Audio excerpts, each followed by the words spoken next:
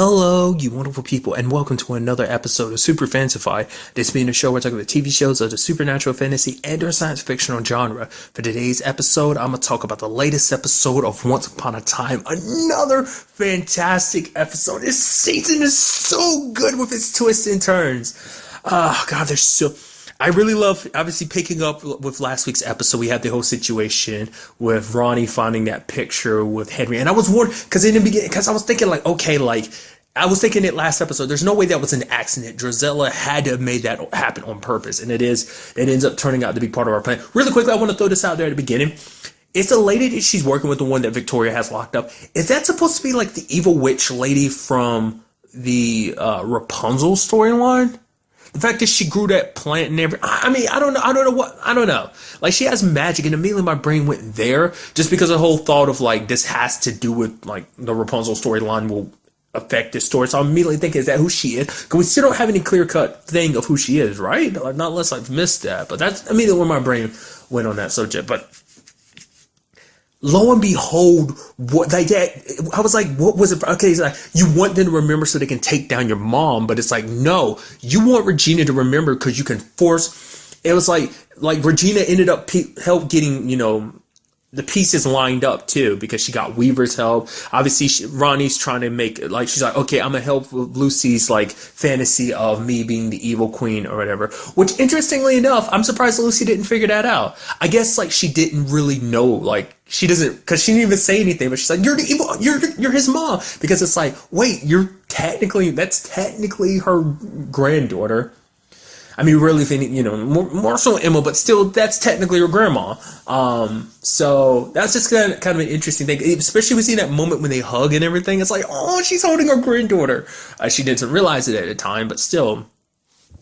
The fact of the matter is how this weaves into the previous, like, what happens in the past, because she ends up training Drizella, because Drizella was actually born with magic.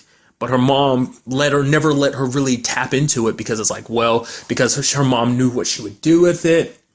And I also appreciate the fact is because it is Regina too, and it's something Regina brought up too. It's like, she knows what it's like to have a controlling mother. She went through the exact same situation with Cora. So, man, I love all that. And then the twist of just like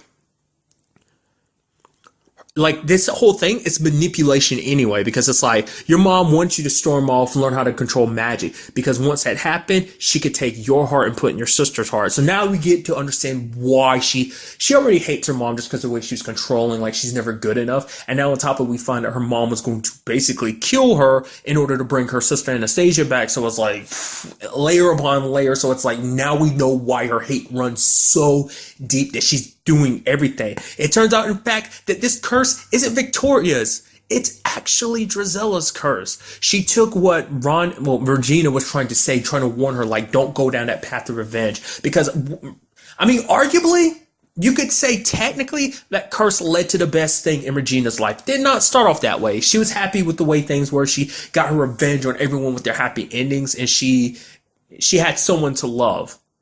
But I mean, it's like, even though she had Henry and she loved him, but there was still that part of her that was just so consumed in darkness that I don't think she really realized what that love really meant. It just kind of like, she was so focused on filling a hole in her own heart, she didn't bother. Henry says that she loved him, which she did, but it's just like, it's different. Who Regina was at the beginning, like in the series, when it came to Henry, I think is very different from who she is now when it comes to Henry. Like, she's always cared for him, but I think for her, Henry was always kind of more of like, you're my everything, you're my possession because you're so important to me, because you're the only person that loves me in this world, So it was a different thing, So, I mean, it's so crazy. And to add insult to injury, Drizella, I was like, oh man, you're going to poison her, you're going to try and get rid of Regina because she's a thorn in your side. I was like, no, you're going to do the opposite. You're going to get her to remember everything. I was like, wait, what?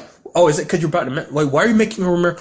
Oh my God. And then immediately she's like, oh, I made the curse so that it couldn't be broken by hero. I was like, the fact of the matter is, like, she's like, if you don't, it's going to hurt the people you love. So immediately my brain thinks this has to do with Henry specifically. The reason why she's not going to do, like, the reason why, because she wants Regina to make it show that Jacinda and Henry don't happen, because true love's kiss will break this curse, but there will be a ramification for it. Now, I can only assume that that Henry will die as a cause. Like, he's kind of the heart of the curse, and maybe like his heart is cursed, that the moment the spell is broken, he dies. Maybe it might apply to the entire family, it might apply to Cinderella, it might apply to Lucy, maybe, but it's like, because it wasn't specifically just him, it's like everyone you love. Maybe it might even apply to like Rumple, and like everyone in that circle might include Killian as well, that they will, like, it's just something bad will happen,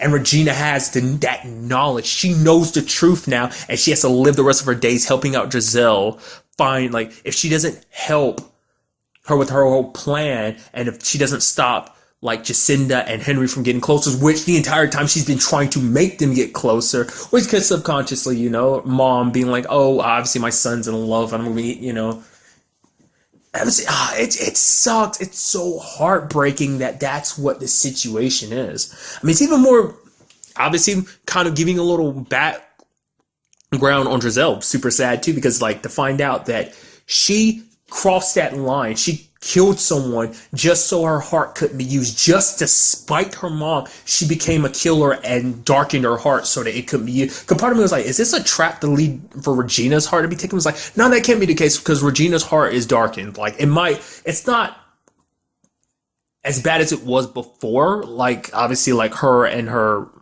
evil queen, the wish evil queen, like, it's not like, subsequently, since that situation is not as bad, but still, like, her heart isn't completely pure, and Giselle darkened her own heart just to spite her mom, and now that's putting her down that path. Because it's like, because at the beginning I was like, Henry had pointed it out before, like, there's a little good in her, but she's like, no, there's not. But it's like, there was, and she destroyed it just to spite her mom. How far she's willing to go because she wants to make her mom suffer. That is what this is all about. And very similar to what Regina did. Regina created the curse because she wanted everyone to suffer, specifically Snow White, because it's like, I can't be happy, I can't be in love, you can't. So this is all about slowly but surely bringing her mom nothing but pain. It must have something to do with Anastasia. It must be like forever cursing her and making it so, kind of similar to how last season, the Evil Queen made it so that the Charmings couldn't be awake at the same time. Also, really quickly, I love the fact that there was a line from Regina being like, Ronnie being like, okay, now go over there to Jacinda, don't slouch and be charming. I was like, that's kind of a kid. Like, also because it's just the whole charming thing, but also just mom mode and everything too. But nevertheless, it's, the thing is, like, making it so that no matter what Victoria does, she could never bring her daughter back. And even if she, I don't know. Like, it seems like it might be something like that, where it's like, no matter what Victoria does, she can never give a heart to Anastasia. It might be the ultimate plan that she's planning, to come up with some spell that will get around, like, her mom trying to wake her up. But the fact of the matter is, she's willing to go to such lengths. And I'm curious, like, what does this mean for everyone else? I mean, that type of thing, and this show has always showed you countless times, revenge does not end well. Because in this case, her revenge against her mom means getting revenge against everyone. Because Regina wanted to stop her and stand in her way. That's why they were kind of all sucked up into this curse. The question is also, like, what does she go about, like, to make this curse? Because obviously she has to go about it a different way. Because that has been my question so far, has been like, well, the fact of the matter is, like, this obviously is a different curse because of the way it's built and the way she modified it so that it can't be worked the same way as, like, Regina's curse. So it's like, what was the key components that she needed to make it happen, and who did she go to, who did she turn to make it so that this could happen? I mean, obviously it's got to be the lady that's in Victoria's place. I mean, that's the question too. How does Victoria remember everything but not realize that Giselle remembers everything too? So maybe it's a situation that maybe it's like Gisela removed those memories or something, or maybe Gisela made it seem like, made Victoria think it was her idea to start up the curse. I'm curious, like, how does that all work? Because the way she treats her daughter, she doesn't realize that Gisela is back. Obviously, that's the whole point, so that her guard is down some.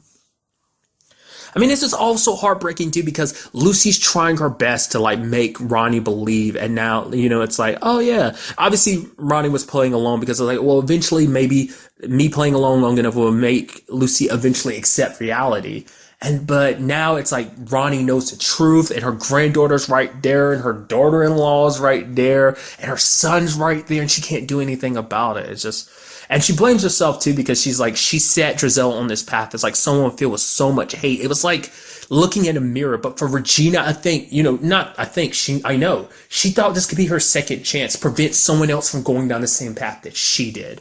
That's what she was hoping. Like, also because it's like she felt like she wasn't needed by Henry, who was like, dude, you're my mom. Well, not dude, but you get it. Mom, like, you're my mom. Like, you were the first person to ever love me, and like I will always need you. And it's just like, oh, because there was that moment earlier where Cinderella and him were kicking ass, and she was about to attack, but then it's like, oh, you don't need me. And it's like, oh, especially because for her, it's like she can't go back to Storybrooke because it's like she's been so like lonely without him over all this time. So I cannot wait to see those interactions going forward, especially like Regina keeping her memories. Also, anytime Lucy's around, Lucy who believes, I think Lucy's going to be the first one to figure out that Regina remembers. It's going to happen. So, but the thing is too, like, this might be a similar situation to season 1 in itself too, because obviously this is a reflection of season 1. Because remember how season 1 ended? We might have a repeat situation of that, because the fact is that Henry poisoned himself because there's the whole poison apple pie situation. He poisoned himself so that Emma would be in a situation to believe and hope, and ended up breaking the curse that way. Might have a similar situation with this, like when it's all said and done. So I am curious to see what Regina does. I'm so certain that just for the sake of like, because she said it herself, they made sure to include that line. She's like, because me being a mom, me being your mom comes first, meaning above anything else, anyone else, no matter who it is. Like being a mom, Henry is the most important thing to her. So if this curse means hurting him, breaking it would hurt him, she won't do it. She can't do it. But at the same time, this is her son's heart that's at play here. So I think eventually she's gonna play along with it for a good enough time. So like I said, it's so good. And then there's the whole Rumple side of things, which we saw Rumple, like, obviously, the week before last, after his whole storyline with Belle, he ends up talking to, Regina, because this is all about passing on the Dark One's ability. So I also thought that was kind of neat too, because he was the one that kind of pointed it out, Regina. It's like, did you, like, when it came to me and Cora, did we ever let you do anything without us, like, putting you in that situation or always keeping an eye out on you? It's like, no, like everything that happened with you was like part of our plan in some shape or form. So I thought that's kind of neat that him kind of playing that role and kind of like advising her. I also appreciate the fact is that Weaver is helping her, which immediately I thought like, oh, he's like, I remember, but I was like, it seems like it doesn't. Maybe he's still playing dumb. Maybe he knows that there is more to this whole curse situation too. So that's why he's just playing along. But he's like, you owe me a favor. He's like, for an old friend. Which is like, I'm curious like how Weaver and Ronnie know each other in this underneath the curse. Because a lot of things change. Yet certain storyline elements stay the same, because Regina, I'm going to have to stop calling her Ronnie because she's fully Regina now. While everyone's under the curse, like Jacinda will be Jacinda instead of Ella or Cinderella, so. Or Sabine is Sabine right now instead of being Tiana. You get what I'm trying to say. But the thing is, she asked Henry like about his upbringing. It's like, he was born in prison. I'm like, oh. And she's just like, it's the same thing as Emma. Like, basically, his situation is very similar to Emma's. The fact of the matter is, because Emma got locked up when she was pregnant with Henry. So, like, it wasn't completely wrong in the story. I mean, there was a whole aspect of, like, Regina's whole story about, like, oh, she tried to adopt the child, but it didn't work out because she wasn't a good enough mother, which is like, oh, that's super sad to think about, which is like, it plays into who Regina was then. I guess it kind of, like, it's so interesting to see how the curse molds certain people, like, because obviously Regina molded like Storybrooke in a way because it was meant to keep people disconnected, being so close, in particular the Charmings like Snow White and David, Prince Charming, to be so close yet so far away because of their respective situations, him already being in a relationship, like I said, the whole affair situation. So I also like the fact is that also means that whole situation with Ivy is even more of a dagger in the heart for Henry, because she posted all those pictures just to spite Jacinda, like, oh yeah, we're hanging out, hashtag this, and then it's like, ooh, you're so, and it's so, like I said, because you want to give her the benefit of the doubt, which at one point in time there was goodness in her, but now it's like faded away, and she's going to such extremes to get her revenge, dude, and it's so disheartening. So I am curious to see what happens next time too when Regina and Weaver cross paths. Which she'd be like, "You remember, don't you?" He's like, "Nice to see you again, dearie," or something. That's where, like I said, I think he remembers, especially like how like the episode Beauty ended. Made me think that was the case, but maybe not. I think he's just playing along, but we'll just kind of have to wait and see. But not just that in this episode. We also have Tilly and Killian working together a little bit. She's helping him figure everything out. And I love how, like, eccentric she is, because it's like her way of handling things. It's like, do you want to just reset the chessboard? She's like, why would we do that? Things are more fun when you start in the middle. And it's like, oh, that's so good. I actually kind of applies to the story too, because it's like the story kind of took place in the middle, because the curse is applied to make it seem like, oh, these people already lives have already existed. These fake lives that they've lived, they're in the middle of these fake lives that they built. And it's like, I don't know, it kind of reflects the story to a interesting degree. But he starts saying all these things about Eloise, about her being smart, an amateur poet, and stuff like that. So it is kind of interesting that Tilly is kind of like, oh yeah, like look at the pieces, realize what pieces of the puzzle you have, you know. And he goes to the house, but he finds that a dead body, so that's not good. But the question is, like, what is that all about? Is that, you know, like I said, is that lady the one that Drizella is working with? Is she connected to that? Or, like, is this some other, like, subplot happening at the same time as this curse? Like, what's going on with that whole situation? So, like I said, a fantastic episode.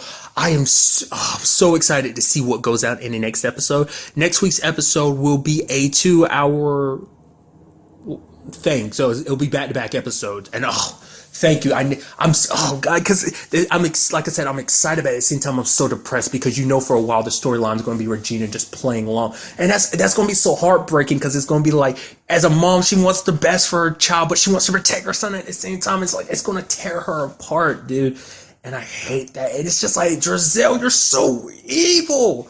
You're like legitimately pushing on some evil queen black fairy levels of evil. I mean, once, because I was wondering, I was like, oh, she about to enact the curse now, but it's like, no, like the curse didn't get activated until after Lucy was born, so we still got a good chunk of time in between to kind of cut in between too. Also, it's kind of interesting too, because Lucy was looking for the storybook. It didn't show itself to her. Like, I think that's so fascinating. I mean, to be fair, when Henry got the storybook, because someone reminded me last season, because I couldn't remember, I was like, how did Henry get the storybook? Someone reminded me last season, Mary Margaret actually gave it to him, so, because the way Lucy was talking about it is like he found it in a closet, but it was like, but I do vividly remember Mary Margaret, Snow White, giving it to him. So I think Snow White got it first, and then she passed it on to him. So I think the right person has to find the book. I think that right person might end up being Regina. It might not. It might be Regina who passes it on to Lucy. You know, this whole believing thing. Also, once again, will his author abilities? I always say author weird, because it almost, anytime I say it, almost makes you think of that cartoon Arthur, or Arthur the and Excalibur and Knights of the Round Table, that. But his author abilities, like, they haven't really kicked in since like season 6. So are they? I mean, it's probably something that he wanted to kind of avoid using, but I'm curious, will that play any role in this season? Because he has that power. I mean, to be fair, it might be a little. I mean, it might end up setting off a chain of events if he uses it in this particular situation, if he remembers again. Because the fact of the matter is, this is his own story that he's influencing, which, a lot of great power comes great responsibility. So I don't know. I'm very interested. Like I said, so interested to see what goes down in the next episodes. So, but really, that's all I want to talk about in this episode. Till the next time we meet, be happy, be safe, live life to the fullest, and enjoy it. Good day and good